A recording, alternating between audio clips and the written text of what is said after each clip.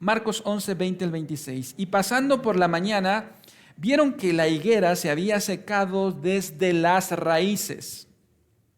Entonces Pedro, acercándose, le dijo: Maestro, mira, la higuera que maldijiste se ha secado.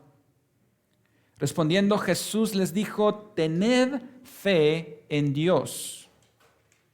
Porque de cierto os digo que cualquiera que dijere a este monte: quítate y échate en el mar, y no dudar en su corazón, sino creyere que será hecho lo que dice, lo que diga, le será hecho. Por tanto, os digo que todo lo que pidiereis orando, creed que lo recibiréis y os vendrá.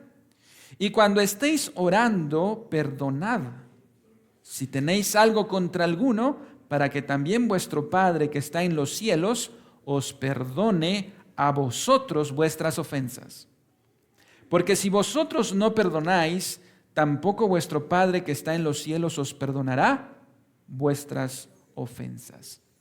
Padre, gracias por este tiempo.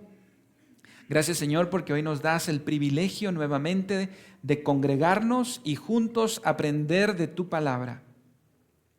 Señor, ilumina nuestras mentes y corazones. Abre nuestro entendimiento. No queremos escuchar un sermón más por escuchar, por simplemente acumulando conocimiento bíblico. Queremos escucharte a ti, Señor. Queremos pedirte que tú conviertas nuestras almas, que tú nos hagas sabios, que tú alegres nuestro corazón y que alumbres nuestros ojos, porque es el poder de tu palabra, Señor. En el nombre de Jesús. Amén. Amén. Pueden tomar su lugar, amados hermanos.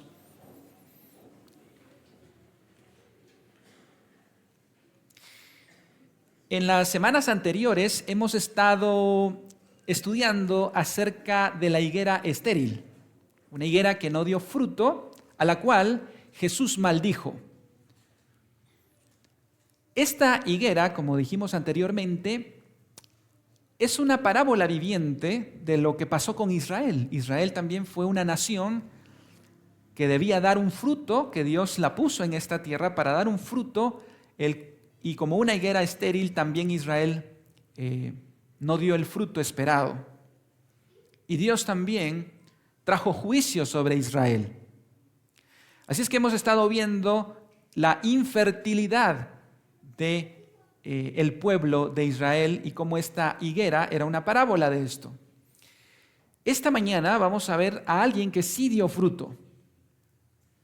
¿Y saben quién fue? Es nuestro Señor Jesucristo. Él es el verdadero israelita por excelencia. Él es la simiente de Abraham. Y Él sí dio fruto. Él dio el fruto que el Padre esperaba. Jesús fue fiel al Padre durante toda su vida. Satanás trató de tentarlo para que traicionara al Padre. ¿Recuerdan? Le mostró todos los reinos de la tierra y le dijo: todo esto te daré si postrado me adorares. Adán cayó en la tentación, pero Jesús no cayó en la tentación. De manera que Jesús en este pasaje ahora nos dará 3 características esenciales para tener una vida fructífera. Y el tema de esta sección la he titulado como una vida fructífera. Porque ya vimos las semanas anteriores lo terrible que es no dar fruto y ser estériles. El juicio de Dios viene sobre nosotros.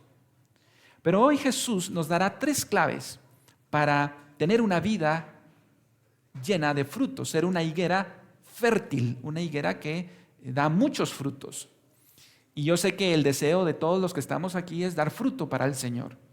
Así es que a medida que avancemos vamos a ver estos 3 elementos. El primero de ellos es el elemento o la característica de la fe. La fe. Vamos a Marcos capítulo 11, versículo 20 y empecemos a ver cómo es el tema de la fe en este pasaje. Marcos capítulo 10, verso 20. Y pasando por la mañana, vieron que la higuera se había secado desde las raíces. Entonces Pedro, acordándose, le dijo: Maestro, mira, la higuera que maldijiste se ha secado. Lo impresionante para los discípulos es que esa higuera que Jesús había maldecido el día anterior, a la mañana siguiente, en menos de 24 horas, estaba seca, pero no solo de las ramas, el tronco y hasta las raíces. Era una cosa impresionante. Lo que iba a suceder a lo largo del tiempo, porque era una higuera estéril, se iba a secar, estaba enferma, Jesús hizo que ocurriera inmediatamente. El asombro de los discípulos es justificado porque es la única vez que Jesús hace un milagro no para restauración, sino para destrucción. Es la única vez que Jesús hace un milagro para maldecir y no para bendecir. Y esto nos enseña, hermanos, que en Jesús está el poder de sanar, pero también de enfermar. En Jesús está el poder de la vida, pero también el poder de la muerte. Él nos puede hacer reverdecer, pero también nos puede secar. Él es rey y Él tiene el poder y la autoridad para hacerlo. Y lo hizo con esta higuera. Así es que ellos van y la pregunta no se nota en el Evangelio de Marcos, porque solo le dicen: mira, Jesús, ¿cómo quedó la higuera? Pero en la versión de esta historia de Mateo, Pedro le hace una pregunta y le dice: ¿cómo es que se secó enseguida la higuera? Jesús, los discípulos quedaron asombrados y le preguntan: ¿cómo haces para hacerlo? ¿Cómo es que enseguida? ¿Cómo opera ese poder? Y Jesús va a aprovechar esta pregunta para dejarles 3 características para dar fe en su ministerio, en su vida. Y es que, hermanos, hoy estamos a miércoles, no hoy, ¿verdad? Hoy es domingo. Hoy estamos en miércoles de la semana de la Pasión de Cristo. Ya vimos lo que ocurrió el domingo de Ramos, donde Jesús entró a Jerusalén y le tiraban ramas, sus mantos, y gritaban: Hosana. Eso ocurrió el domingo. El lunes, él pasó por el camino y vio a la higuera, ¿verdad? Y la maldijo. Entonces estamos en martes, perdón, estaba mal en el tiempo. Martes, el lunes él ve la higuera y entra al templo y saca a todos los que vendían y todo, ¿verdad? Eso fue el lunes. Y martes estamos acá. Dentro de 2 días Jesús va a ser arrestado, jueves en la noche. Así es que Él ya no va a estar con sus discípulos. Y Jesús les quiere dejar estas 3 características porque Él ya no estará más con ellos. Solo 2 días más y Jesús será quitado de en medio. Cuando ellos estaban en el mar y venía una tormenta, allí estaba Jesús. Cuando venía un endemoniado saliendo del cementerio corriendo hacia los discípulos, allí estaba Jesús. Cuando una persona estaba enferma, a punto de morir y los discípulos no podían hacer nada, allí estaba Jesús. Cuando no había comida y había una multitud hambrienta, allí estaba Jesús. Pero ahora ya no estaría más. Y Jesús les va a dejar 3 cosas, 3 elementos para que ellos tengan una vida fructífera a pesar de que Jesús no estará más con ellos.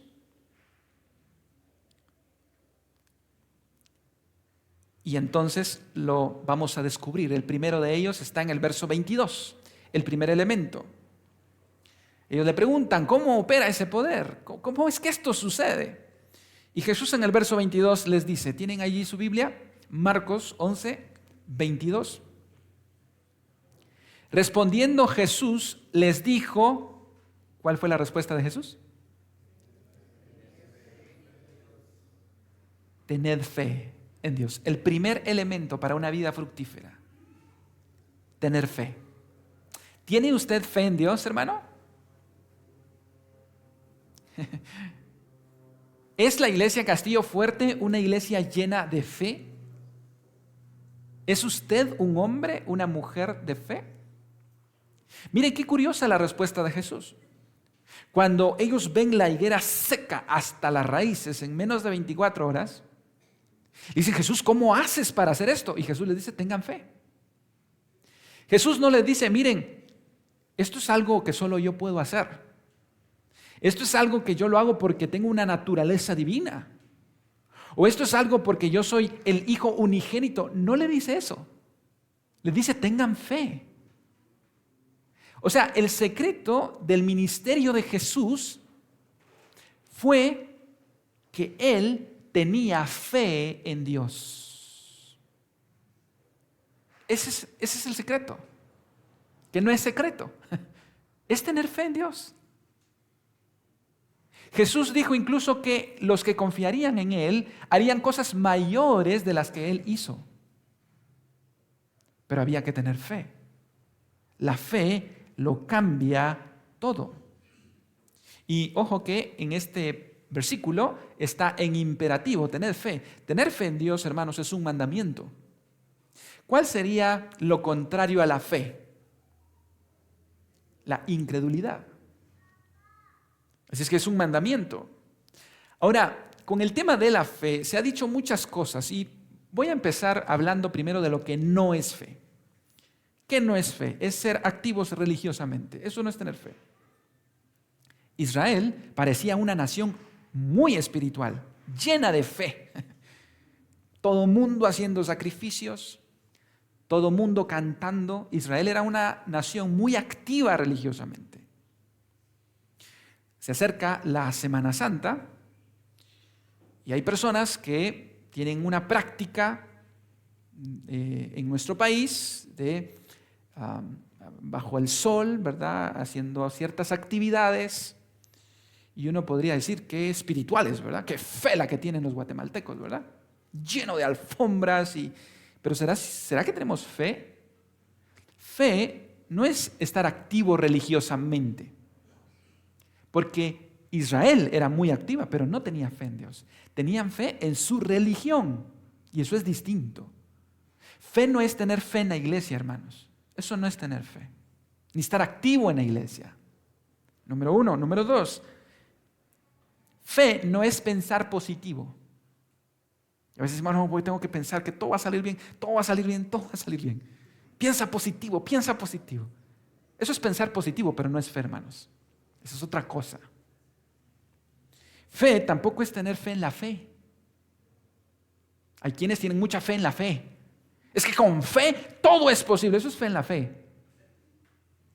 Tampoco es tener fe en la oración. Es que, hermano, la oración, mire, la oración tiene poder. La oración no tiene poder. Es Cristo el que tiene poder. Es que, mire, si oro 5 horas se va a dar. No, hermanos. Eso no es fe. No, fe no es tener religión, fe no es pensar positivo, fe no es tener fe en la fe no es tener fe en la oración. ¿Qué es tener fe? Descansar confiadamente en el carácter de Dios. ¿Sabe, hermano, que nosotros no acostumbramos a ponerle título a los años, pero este año va a ser bueno? Este año va a ser bueno, hermanos. ¿Saben por qué? Porque Dios es bueno. Y todo lo que hace es bueno. Lo que necesitamos es fe. ¿Cómo va a lucir lo bueno de Dios este año? Puede ser que a través de una enfermedad. Pero no quiere decir que Dios es malo, sino que Dios es bueno y lo que permite es para nuestro bien. Eso es fe. Confiar y descansar en el carácter de Dios. Que Él es fiel, Él es todopoderoso y Él es soberano y sabio.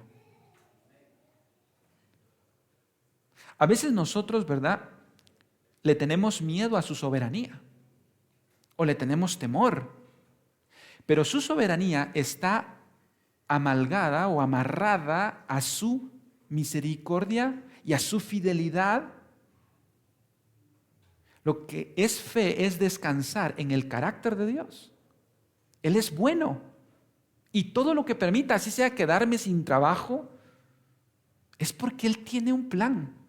Hermanos, eso es fe. Confiar en Dios. Mire, usted conoce a personas en su vida, ¿cierto? Usted conoce a personas, conoce su carácter. Hay personas en las que usted no confía, ¿cierto? Mira, el miércoles nos vemos a las 4 de la tarde. Hecho. Miércoles a las 4 de la tarde.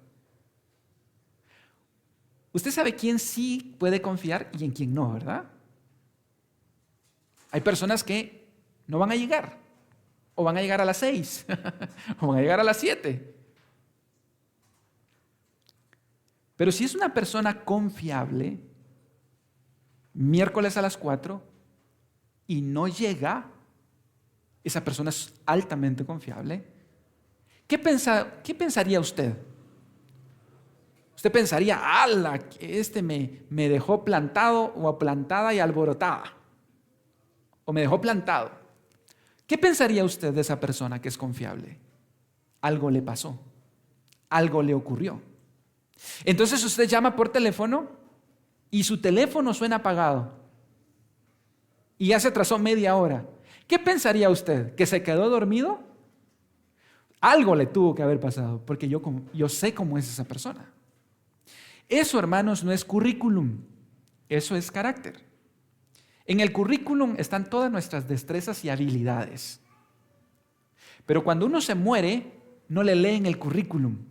Miren, aquí el que está aquí en este féretro era máster, una maestría, hablaba 4 idiomas. Eso no dicen, ¿verdad? Cuando uno se muere.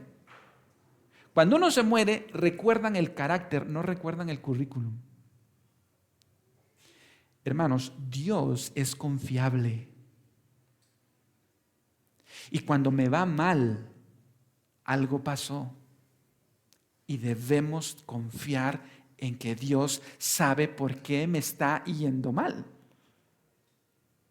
Es que, hermanos, la fe, es que una vergüenza de fe, confiar en Dios solo cuando todo va bien. Eso es una fe de cristal. Fe es confiar en Dios cuando va bien y cuando no va bien la cosa. Eso es fe. Eso es fe.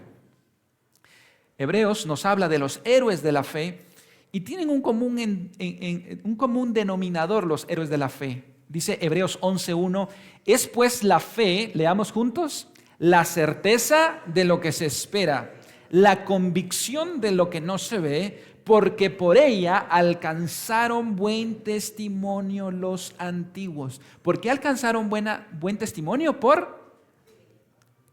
Fe es confiar en Dios cuando el barco va bien y cuando el barco se hunde. Abraham, vas a tener un hijo, 75 años, dentro de 25 años. Cuando tenía 100, vas a tener un hijo. Qué excelente confiar en Dios, ¿verdad? ¿Quién no, verdad? Es estéril, su esposa es estéril, perdón, él ya está grande. Excelente tener fe allí. Pero cuando Dios le dijo, ya el muchacho, como decimos en Guatemala, estaba logradito, ¿verdad? Le dijo, mira, quiero que me lo vayas a sacrificar al monte Moria. Ahí sí ya no tengo fe, ¿verdad? Me encanta tener fe para tener hijos, pero no me encanta cuando Dios me los pide. ¿Y sabe qué hizo Abraham? Muy bien, Señor, dijo. Al siguiente día, enalbardó su asno. Mi hijo, súbase y vámonos. No le tembló la mano para confiar en Dios. Su hijo era lo mejor que tenía. Era todo. ¿Esa fe tiene usted? ¿Esa fe tengo yo? Eso es fe. Por la fe, dice, ellos alcanzaron buen testimonio. Daniel no se puso a llorar, se puso a llorar ahí cuando lo tiraron en el foso de los leones. Él le confió a Dios. Le fue mal, lo tiraron en el foso. Hermanos, no es nada agradable pasar una noche en un foso lleno de leones. Pero él confió en Dios, no se puso a llorar, no se puso a quejar. ¿Qué dijeron Ananías, Misael y Azarías, de apodo Sadrach, Mesach y Abednego en Babilonia? Nabucodonosor les dijo, si no se postran ante mi estatua, los voy a meter al horno de fuego. ¿Y saben qué dijeron ellos? Ni siquiera te tenemos que contestar sobre este asunto. Nuestro Dios puede librarnos del horno de fuego, pero si no nos libra del horno de fuego, igual no te vamos a adorar. Pregunto, ¿dónde es más fácil tener fe? ¿Fuera del horno o dentro del horno? Todos tenemos fe fuera del horno, ¿verdad? Así. Todos tenemos fe fuera del horno, pero espérese que Dios lo meta al horno. Eso es fe. Eso es fe. Ahora, ¿sabe cuál es el problema, hermanos? Es que nosotros no somos creyentes. Le preguntaron a una persona, a un cristiano sincero, ¿usted es creyente? No, yo soy dudante, dijo. Porque lo que surge de nuestro corazón no es la fe, es la duda. Somos dudantes. Somos incrédulos, somos como Tomás, nos cuesta creer. La duda enferma nuestra fe, enferma nuestro corazón. Santiago en el capítulo 1, verso 6 dice, pero pida con fe, no dudando nada, porque el que duda es semejante a la onda del mar que es arrastrada por el viento y echada de una parte a otra. ¿Sabe que todo el estrés y la ansiedad que hoy vivimos es porque no confiamos en Dios? Vivimos estresados porque no confiamos que Dios sea sabio.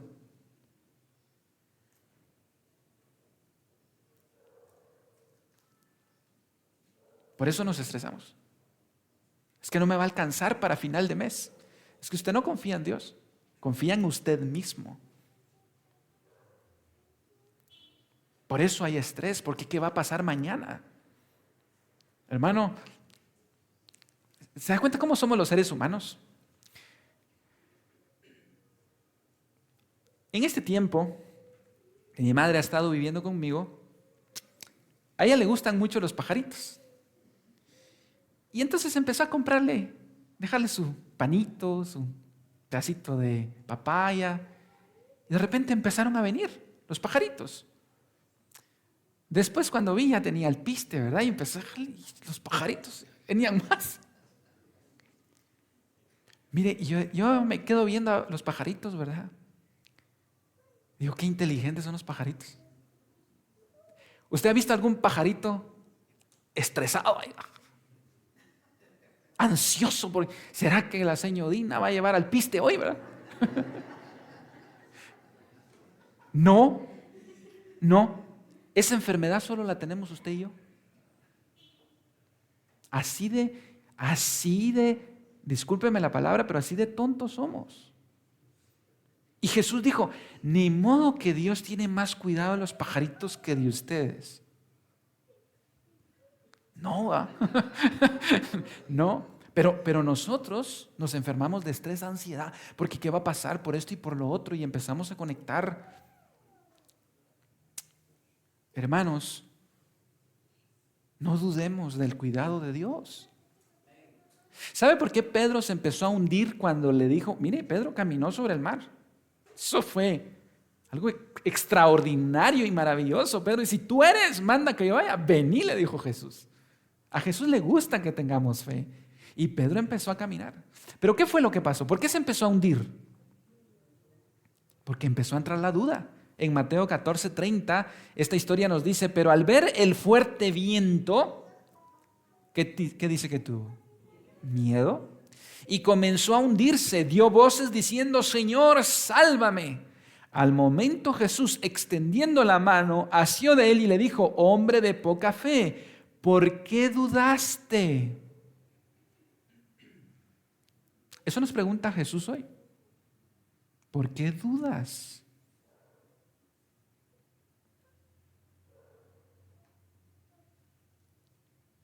¿Sabe? Si confiáramos en Dios, no hubieran bancas vacías. Si realmente le creyéramos a Él. No, hermano, es que el domingo este cuerpecito necesita descansar. ¿Sabe? Lo que usted necesita es descansar en el Señor. Lo que yo necesito es descansar en el Señor.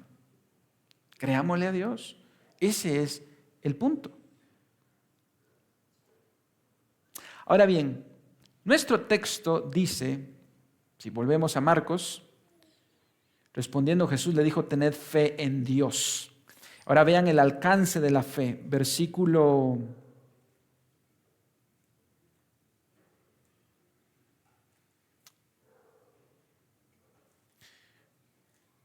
Veamos el alcance de esta fe. Versículo 23. Porque de cierto os digo que cualquiera que dijere a este monte, quítate y échate en el mar, y no dudar en su corazón, sino que creyere que será hecho lo que dice, lo que diga, le será hecho. Una vez más, verso 22, 23. Porque de cierto os digo que cualquiera que dijere a este monte, quítate y échate en el mar, y no dudar en su corazón, sino que creyere que será hecho lo que dice, lo que diga, le será hecho. Ahora debe haber un punto de contraste aquí. Debemos creer. Y lo que Jesús está diciendo acá, que lo imposible para los hombres es posible para Dios. Jesús está usando una figura de lenguaje que se llama una hipérbole, es decir, algo que está radicalizado para enseñar algo muy puntual. Ninguno de los hombres más piadosos del Antiguo Testamento y más llenos de fe le dijo a una montaña que se tirara al mar. Ninguno en el Nuevo Testamento. Lo que Jesús está diciendo aquí, si ustedes confían en Dios, las cosas imposibles son hechas posibles. Jesús dijo que lo que para los hombres es imposible, para Dios es posible. Debemos confiar en Él. Ahora bien, necesitamos, hermanos, recordar en este punto lo que este pasaje no significa. Porque, hermanos, en nombre de este pasaje se han dicho cosas tan torcidas, herejías y locuras. Hermano, eso es una clave hermenéutica. La hermenéutica es cómo interpretar la Biblia. La Biblia está escrita, tiene verbo, sujeto, predicado, tiene un autor. Por eso alguien decía, hermano, la bendición está en la ortografía. Alguien decía también, si a usted no le gusta leer, usted tiene un problema, porque a Dios le gusta escribir. Y cada vez, hermanos, y esta es una de las pautas hermenéuticas para entender la Biblia, un solo versículo no debe usarse para sacar una interpretación. Usted debe usar los demás versículos para tener un todo. Aquí Jesús está hablando de la fe y de la oración, pero no podemos sacar este versículo y basar toda nuestra teología de la oración solo con este versículo. Tenemos que ver qué dice la Biblia en su contexto acerca de la oración.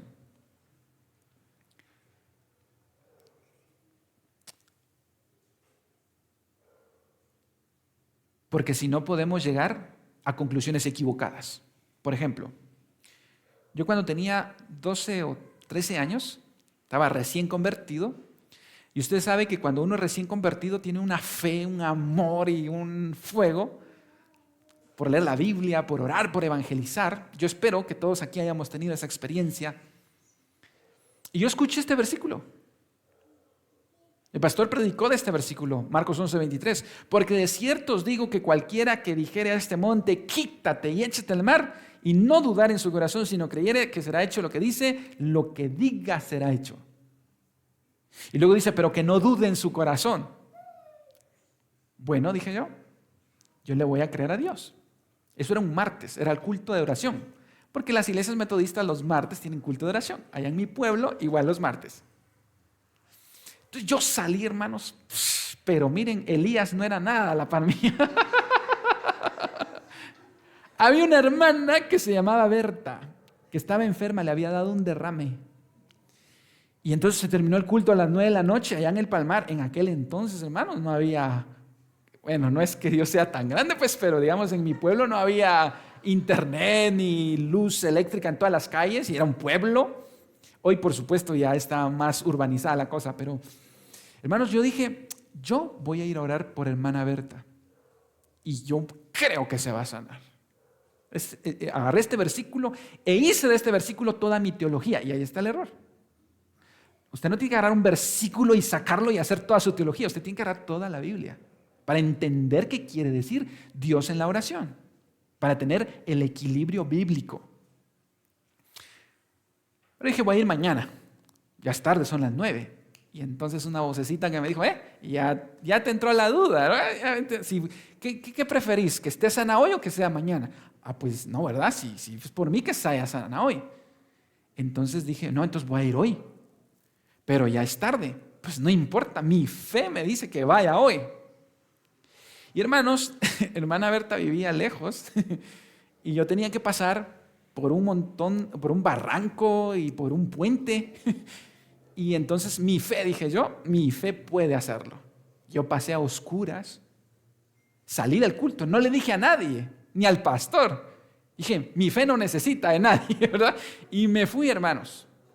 Cuando llegué, el pueblo se llama Planquina, no sé por qué se llama así, pero se llama Planquina. Como a las 9:30, hermanos. Y cuando vi la casa de hermana Berta, todas las luces apagadas. Entonces dije, bueno, vengo mañana porque ya se durmió. La vocecita de la duda. Ya te entró la duda. Porque ¿qué preferís? ¿Que esté durmiendo enferma o que se despierte sana? Bueno, dije yo, voy a despertarla. Y toqué la puerta. Y la hermana Berta toda asustada. ¿Quién es, verdad? Y le dije, soy yo, Roberto, y vengo a orar por usted. La hermana se quería como... La hermana se levantó, ya estaba en pijama, se levantó, me abrió la puerta y le digo yo, Dios me envió a que orara por usted porque usted va a ser sana. Oré por hermana Berta, la desperté y dije, va a ser sana. Mi sorpresa fue que no. No fue sana en ese momento. Fue sana después, pero no en ese momento. Me tocaba aprender acerca de la soberanía de Dios. Así es que este versículo no es un cheque en blanco para que usted le ponga todo lo que usted desee. No funciona así. ¿Qué es lo que quiere decirnos este pasaje? Alguien dijo incluso, cuando tú ores no digas si es tu voluntad, porque eso es falta de fe. Y Jesús en el Padre Nuestro nos dice, cuando oremos, hágase tu voluntad. Eso no es falta de fe. Por eso digo que este versículo hay que saberlo interpretar, porque algunos lo ven como un cheque en blanco. Hermanos, debemos aprender que no todo lo que le pidamos a Dios, Dios va a decir que sí, ¿verdad? Mire, Jacobo y Juan fueron con toda la fe del mundo a pedirle que uno se siente a la derecha y otro a la izquierda. Y Jesús les dice, ustedes van a poder beber del bautismo que no. Podemos. Ustedes van a poder beber de la copa. Podemos. Es decir, con toda la fe del mundo. Pero Dios no le respondió que sí. Cuando uno cree que por la fe Dios va a hacer lo que va a hacer, eso es tener fe en la fe. No es tener fe en el Dios de la fe. Entonces, ¿qué es lo que significa? Pablo creo que todos sabemos que era un hombre de fe y le pidió, él estaba enfermo. Él tenía un aguijón en la carne. ¿Y cuántas veces le pidió? 3 veces. ¿Y qué le dijo Dios? Bástate en mi gracia. ¿Pero tenía falta de fe? No. Jesús.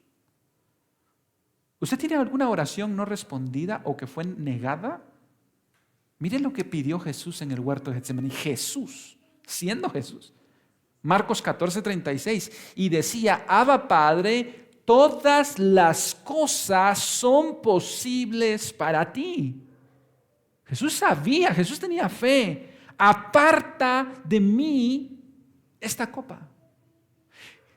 Jesús le está diciendo al Padre, Padre, yo sé que todo es posible para ti, incluso que yo ya no vaya a la cruz, tú puedes traer redención de otra manera, porque para ti todo es posible.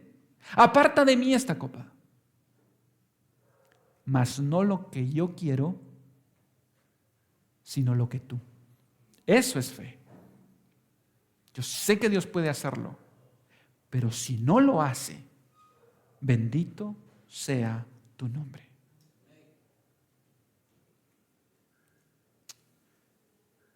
La mujer de Job tenía la fe de cristal. Bueno, no es para juzgarla porque ella aguantó toda la primera prueba. Se le murieron sus hijos, se acabó su casa, se robaron todo, entraron a una pobreza y aguantó. Ella no dijo nada, aguantó. Una fe buena. Luego vino la segunda oleada de pruebas. Job cayó enfermo, que tenía que... Una cosa de las pruebas más difíciles es que nos toquen el cuerpo. Hay una prueba en que hay un dolor emocional interno. Esa era la primera prueba. Murieron sus hijos, dolor interno. Robaron sus ovejas y todo. Pero luego vino el dolor físico, una enfermedad terrible. Y ahí sí ya no aguantó la esposa. Y le dijo, ¿todavía mantienes tu integridad? Maldice a Dios y muérete. Una prueba difícil. Pero esto es fe. Job 13:15. He aquí, aunque Él me matare, en Él esperaré. Eso es fe. ¿Qué está diciendo? ¿Sabe? Aquí se movieron las montañas. Las montañas internas de egoísmo, de duda. Así es, ¿cuál es el equilibrio de este versículo? Sí, hermanos, debemos creer que Dios me puede sanar. Sí, debemos creer eso. Que Dios puede hacer un milagro en su vida, sea el milagro financiero, físico, lo que usted necesite. Sí, y debemos creer que tenemos un Dios poderoso. Claro que sí. Pero también debemos confiar de que si Dios no lo hace, es porque Él es bueno y soberano y fiel y Él sabe que tiene planes mejores para usted. Esa es la fe que mueve montañas. Porque vamos a ver en un momento que las montañas no solo son las montañas de afuera. Dios está interesadísimo en las montañas que tenemos adentro, también en el corazón.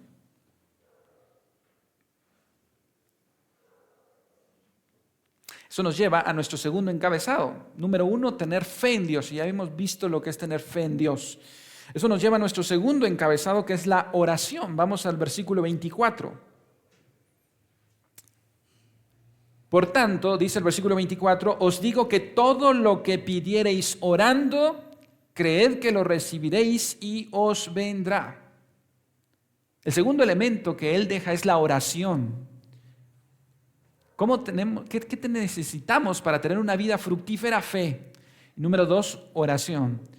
La fe y la oración están íntimamente relacionados. La oración es la prueba externa de que yo confío en Dios. ¿Cómo está su fe? Le pregunto, ¿cómo está su vida de oración?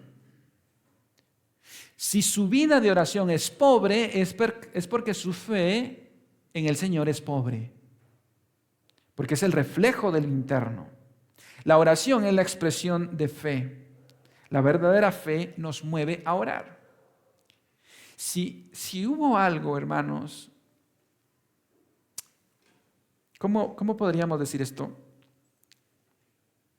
Si hubo un ministerio al que Jesús le puso énfasis, fue al ministerio de la oración en su propia vida, sus oraciones secretas con Dios. Lo vemos levantarse de madrugada, lo vemos irse tarde a la noche a orar. Él mandaba a sus discípulos y se quedaba en una montaña a solas orando. Hermanos, si hay una petición que deberíamos tener como iglesia este 2024, es que seamos buenos oradores. Y no me refiero a hablar, a orar. En secreto, que cada uno de nosotros ore, tenga ese tiempo de oración. Jesús tuvo que hacerlo así. Si no, hermanos, toda la lucha que Él tuvo y toda la prueba hubiera fracasado. Si Jesús, siendo Jesús, tuvo que orar tanto, imagínense usted y yo, que no somos Jesús. ¿Cuánta dependencia? Es más, en el Salmo 2, el Padre le dice al Mesías que ore. Fíjense, en el Salmo 2, verso 8. Pídeme y te daré por herencia las naciones. Dios Padre le está diciendo al Mesías, a Dios Hijo, pídeme y te daré por herencia las naciones y como posesión tuya los confines de la tierra, los quebrantarás con vara de hierro, como vasija de alfarero, los desmenuzarás. Jesús tuvo que orar para hacer su ministerio. Dios le iba a dar a las naciones en el contexto de la oración. Así es que es importantísimo verlo. Y el tercer elemento, hermanos, ¿cuál ha sido el primero? Número 1, fe. Número 2, oración. Y ahora Jesús nos sorprende con lo que va a decir. El tercer elemento. Versículo 25. En su Biblia, Marcos, capítulo 11, verso 25. Hermanos, me sorprendió esto. Leamos juntos. Y cuando estéis orando, perdonad si tenéis algo contra alguno, para que también vuestro Padre que está en los cielos os perdone a vosotros vuestras ofensas. Porque si vosotros no perdonáis, tampoco vuestro Padre que está en los cielos os perdonará vuestras ofensas.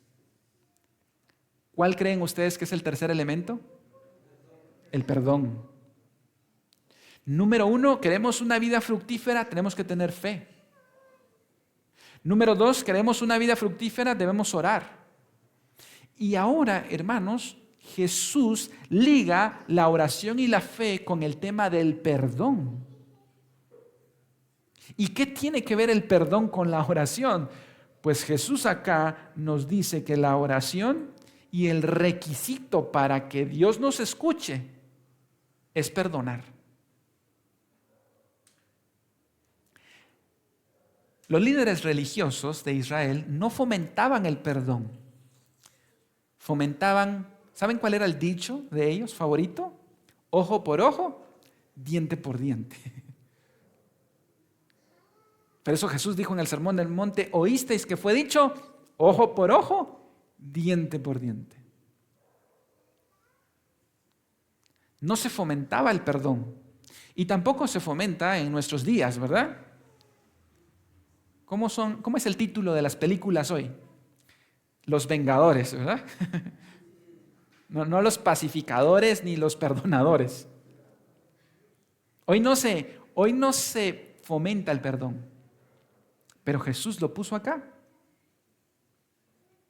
En el Padre Nuestro, en el modelo de la oración, la quinta petición es: perdónanos nuestras deudas como nosotros perdonamos a los que nos han ofendido.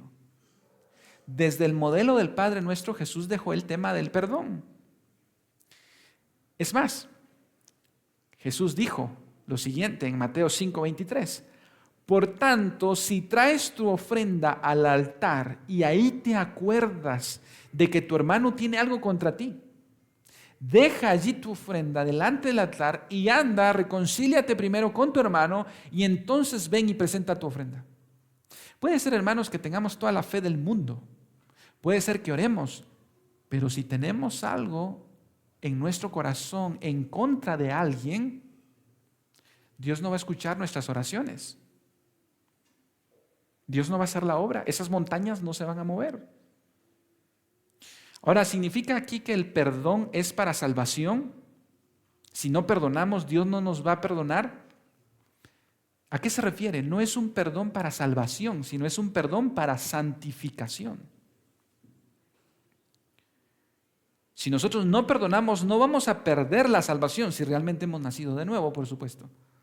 No vamos a perder la salvación, pero sí vamos a tener una relación distante con Dios. ¿Se recuerdan ustedes cuando Jesús lavó los pies de sus discípulos? Pedro no quería, ¿verdad? Pedro le dijo, no, ¿cómo vas a lavar los pies? Y Jesús le dijo, si no te lavo, no tienes parte conmigo. Entonces Pedro le dijo, bueno, entonces todo, ¿verdad? La cabeza hasta los pies. Y Jesús le dijo, el que está todo limpio no necesita sino lavarse los pies. Como cristianos todos los días debemos perdonar a quienes nos han ofendido. Eso es lavarnos los pies. Es para santidad, no para salvación. Sin embargo, hermanos, un estilo de vida que no perdona puede ser una evidencia de que usted no ha nacido de nuevo.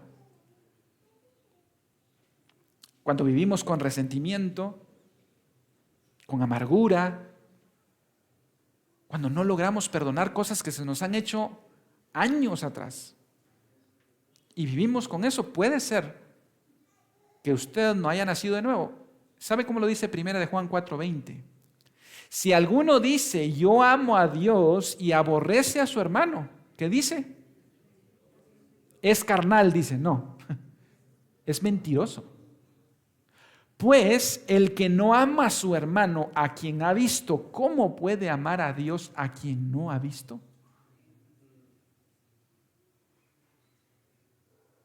A veces por eso no hay fruto en nuestra vida, hermanos, porque no perdonamos. Porque vivimos en enemistad, vivimos en resentimiento. En la lectura bíblica vimos la parábola de los dos deudores. Y Jesús constantemente habló del perdón. Aquí me sorprendió encontrarme el tema del perdón. Jesús sabía que era una de nuestras debilidades. En la parábola que leímos en la lectura bíblica de los dos deudores, el primero le debía al rey. ¿Sabe cuánto le debía? 10,000 talentos. Eso es una plata. Un talento era la unidad monetaria más grande del primer siglo. Los más pudientes lograban acumular un talento con 2 años y medio de trabajo. Un talento, los más pudientes. Un historiador del primer siglo nos dice que todos los impuestos recaudados por el Imperio Romano al año, el Imperio Romano acumulaba 900 talentos. Y este hombre debía 10 veces más. O sea que ni reuniendo todo el impuesto del Imperio Romano se podía pagar la deuda. 10,000 talentos. Era una deuda impagable. Así es que el rey lo echó a la cárcel. Pero este hombre le suplicó misericordia al rey y le dijo: perdóname la deuda. ¿Y sabe qué hizo el rey? Le perdonó la deuda. Saliendo estaba de la cárcel cuando se encontró con su colega, un compatriota, que le debía 100 denarios. Y usted dice: hombre, pues si se acaban de perdonar 10,000 talentos. 300 denarios, un denario era el salario de trabajo por un día. En 3 meses y medio fácil se pagaba.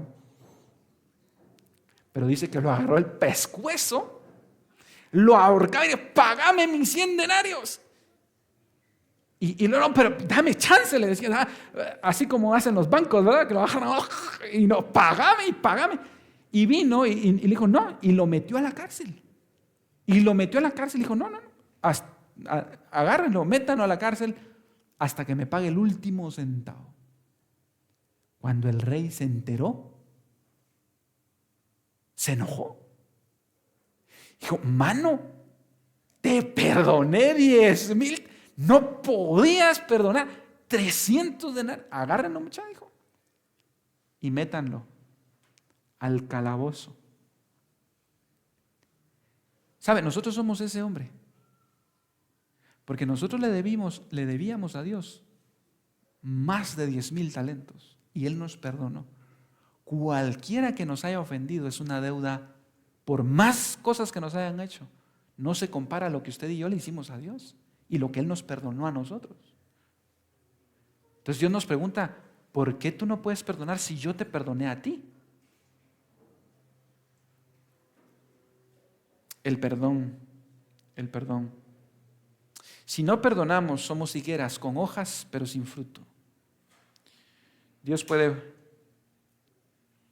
quitar las montañas de resentimiento que puedan haber en nuestro corazón. ¿Cómo entonces tenemos una vida fructífera? Número 1, teniendo fe. Número 2, oración. Y número 3, perdón. Excelente. 3, perdón. Que el Señor nos ayude, hermanos, a ser libres de todo resentimiento, de toda ira, para dar fruto para su gloria. Vamos a ponernos de pie y vamos a orar. Padre, gracias te damos por tu palabra en esta mañana.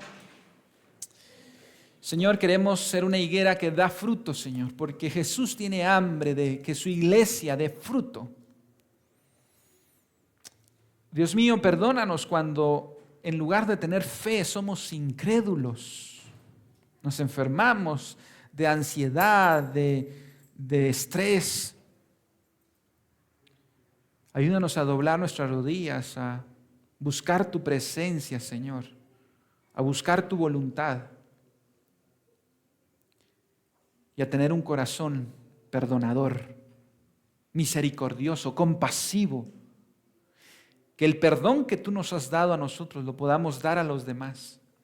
Que la paciencia que hemos recibido podamos dar paciencia a los que necesitan paciencia. Que así como tú nos has tratado con misericordia, así tratemos a los demás con misericordia. Quita de nosotros, Señor, el resentimiento, la amargura, la dureza de corazón y muévenos hacia tu voluntad y hacia tu misericordia. Glorifícate, Señor, y haz que esta iglesia sea una iglesia fructífera para la gloria y la honra de tu nombre, Señor. Lo pedimos en el nombre de Jesús. Amén y amén.